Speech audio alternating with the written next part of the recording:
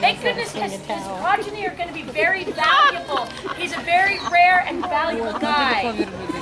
He's a little pokey coming over right now because we gave him a bath, which is very undignified. He's like, I don't want another bath. All we washed were his legs because they pee on their legs. And so it kind of built up a little bit. Hi, baby. Let me see if I can grab this again. Ah, that's what that branch is for. Now, while Gil's letting him have some treats, I'm going to answer this gentleman's question. Oh, right over there, he said, we always forget to start our tours with, how did we get started doing this? Because we just take it for granted that this is just what we do. But when Gil and I met a long time ago, about 13 years ago, Gil just really liked camels and already had these 4 little baby camels that he bought. He got his first taste of camels actually serving in the Israeli army, where he volunteered to be on this unit that goes out in the middle of the desert and goes after Bedouin smugglers that are smuggling arms by camelback. Wow. They find them and then they confiscate their camels. So here's Gil, that's never so much as maybe milked a goat, out in the middle of the desert with 9 camels and a prisoner. And they go, okay, get him back to the base. And so Gil would ride, the lead camel and take these guys, and he loved it. And then, that was like 100 years ago when he was a youngster. And then here in Santa Cruz, California, Gil worked with a group of people that worked with physically handicapped adults and kids. And the director there got a big camel for that. And, Gil's experience with the Bedouin camels were that they were a little bit, but, so he thought, oh boy, that's not going to be good for wheelchairs. But because of the difference in the way we handle camels in America, it's so much kinder, if that's the way to put it. The camels here are just mellower. And it was a very different experience with that camel. And so Gil went out and bought himself 4 babies. And that's when we met. And I think we were dating about a year when Gil said, I'm going to start a camel dairy. To which I literally burst into tears. What? Because at first he was like, oh, we're going to travel the world. Well, traveling the world in dairy, but we have traveled the world to learn how to be a camel dairy because we have liaisons in Israel and in Africa to learn how they milk the camels there. And because of getting to be on Dirty Jobs with Mike Rowe, we did his show, and that, of course, has gone international. But here in America now, there are so many people that are now trying to start milking their camels. And the cool thing about it is the previous market... Sorry. It's like the Universal ride. It's fake. That was awesome. Now I lost where I was. I thought we were going to eat a kid. Where was it? Oh, the previous market for camels in America was selling baby camels to petting zoos. And that means you take one from the mother and bottle raise them. And honestly, bottle raising is it's not as good as mother raising. They need that attention with their mom. And the beauty part, because to get camel milk, you got to have a baby on the mom. The baby camel market's going to go away. And then people will leave the babies with the mom, raise them up, wait until they're about a year and a half old, and then sell them for riding when they get a little bit older. So that's kind of how we got started. And lo and behold, here we are now with this very rare camel that Gil is going to tell you all about. So this camel's name is... That's how boy camels introduce themselves. Now, if he was in rut, now he's very relaxed. He's very relaxed. If he was in rut right now, he'd actually face you with his legs spread, he backwards on his tail, and then fling it all over you. That would be his breathing. And the first time we trained a bull camel, we thought it was raining. But it wasn't. It was just like, well, what are you doing? And they're spraying us.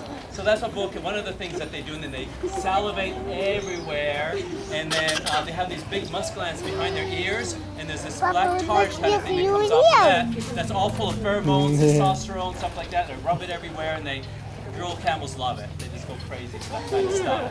But right now he's not in rut, so he's a totally different kind of camel. Less testosterone in the system, easier to work with.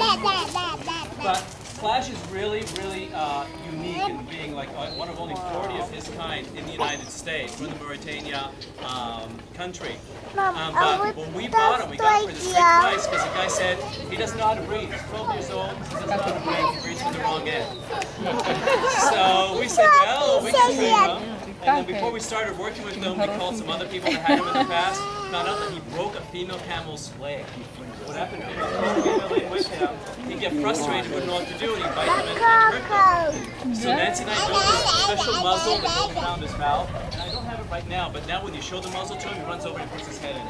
I have a happy camel. So people ask me, you like that muzzle? Please. So we made him a muzzle, and then camels cush, they kneel down when they're breeding. So we brought out Goldie, actually the one that has a baby, because that's his baby, and put her over there in the field and had her lay down, and then brought him over, and sure enough, he just ran over to her all happy and lay down on her neck. How do you get 15 pounds, 1,500 pounds up in a week? We had to get him up, move him to the back end, and then have him lay down, but lay down like a foot back and a foot to the right, to get him in the right place.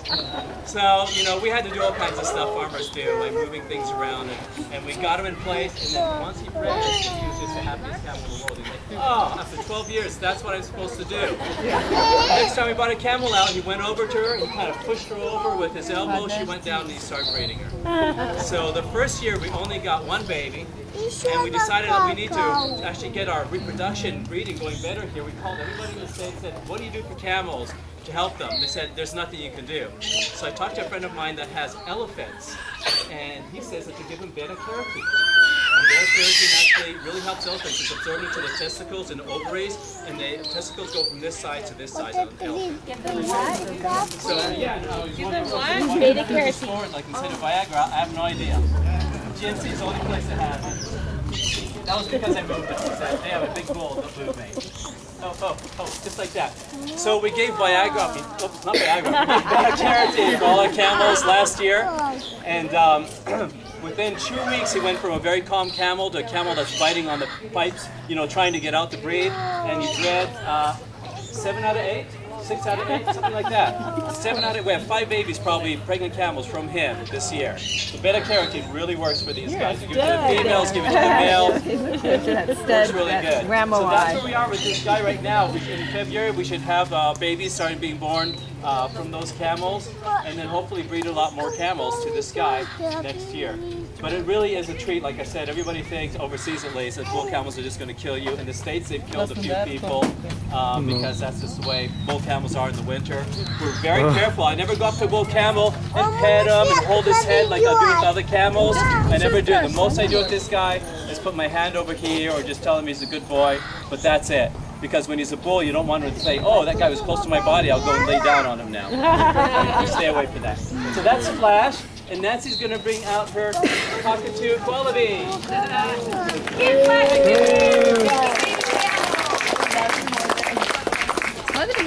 Gil told you that. He told you the whole truth about that camel thing too, right? Like, he had to actually get in there and sort of guide him.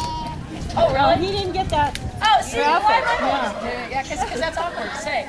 But I mean, this is the first time was so funny because he's in the position, and we can see it's not in, and we're looking at each other, and I just looked at Gil, and he goes, "What should I do?" I said, $7,000 now. Get in there. Take one for the team. I've got pictures of it too. So people say, really, you can make a living with a camel dairy? And I say, yeah, if you got a bird show. So that's what we do. The bird show, and I have a little act, you know, and parrots and a toucan. Like we just did the Antelope Valley Fair, Antelope Valley, and we do Arizona in the spring. And so this is a bird, actually I've known this bird longer than I've known anybody I know. And even though it's the camel dairy tour, I don't know, you don't mind if he does some tricks, right? Right. You guys okay with that? Yeah. He's the coolest little dude. Oh, and he's really famous. We did 2 TV shows. We did The Tonight Show with Jay Leno, you know, before he left and got so big for his britches. Right. And then had Conan come and then got all and see now, so I don't like him now. But back then I liked him, although the guy does have the biggest head. Смотри, какой хохолок у него. Красивый, видишь? Stuck his head in our dressing room. We go, hey, thanks for coming. It was like that Macy's Day Parade with a big float. The head is ginormous. Even the birds are like, oh my God, that's ginormous. And then I always say this when we do shows, and they've never had me back, so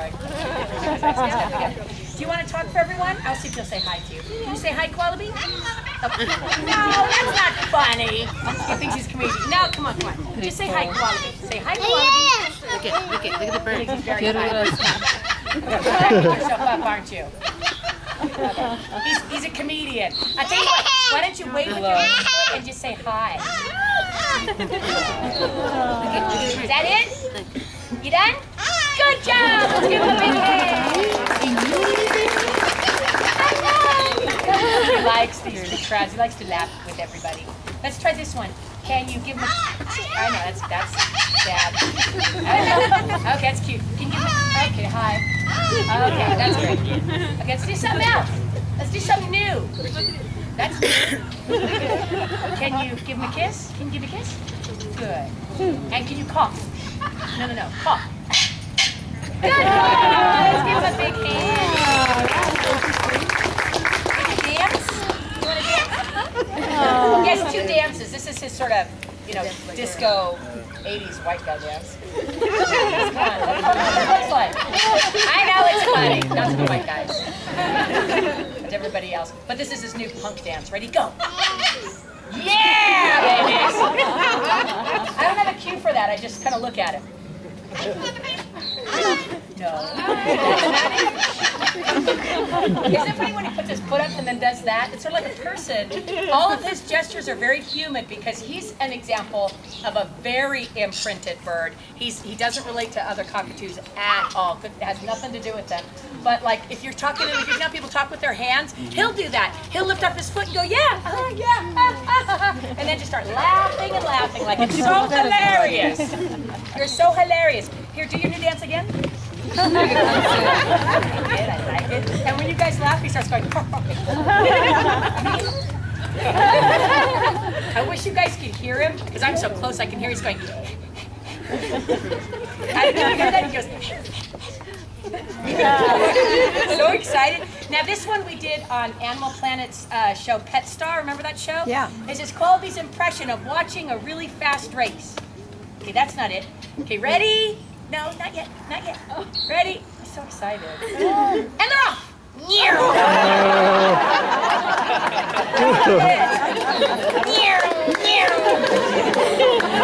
That's just insane. Yeah, let's give him a big hand.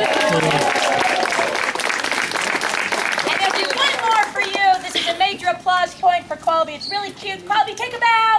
Ta-da!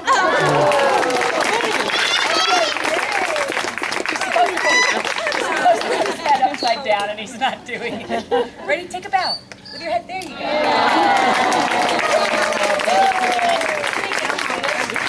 I love this bird, but it's one of those things where half the time you're just kissing him because he's so sweet, and the other half the time you're just cursing under your breath because he's so smart. And he'll like if there's certain jobs he doesn't want to go do. Like when I don't do it anymore, but I used to go out and do assembly programs at schools.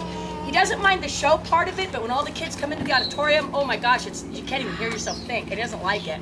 He likes to be the loudest thing. So he got to where if I went to get him at 7 o'clock in the morning, and if I even looked like I had makeup on yet, he's like, I went from being able to walk out there, dressed in my outfit, ready to go, to having to go out there in my pajamas, and barefoot, no makeup. And so finally I had to start, if he wouldn't come, I had to start leaving him home. I go, fine then, don't come. And then he kind of came around, but it was one of those things where he didn't like that. He likes to work everywhere else. So we just kind of cut him out of that job, because why work if you're not happy? Yeah. I mean, I can kind of relate to him on that, because we like to like our job. Yay!